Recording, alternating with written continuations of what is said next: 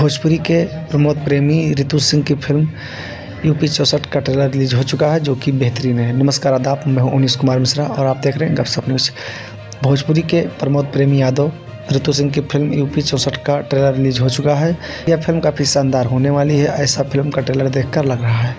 इस फिल्म के प्रोड्यूसर रीना सिंह हैं और सुनील माझी हैं। फिल्म के स्टार कास्ट हैं प्रमोद प्रेमी यादव, रितु सिंह, अमित शुक्ला, बालेश्वर सिंह आदि। यह फिल्म काफ़ी अच्छी होने वाली है, ऐसा ट्रेलर देखकर लगता है। इस फिल्म के गाने भी काफ़ी अच्छे हैं। फिल्म में म्यूजिक दिया है कृष्णा बेदर्दी ने। इस ट्रेलर को इसी फिल्म यूट्यूब चैनल पर रिलीज किया गया है। धन्यवाद।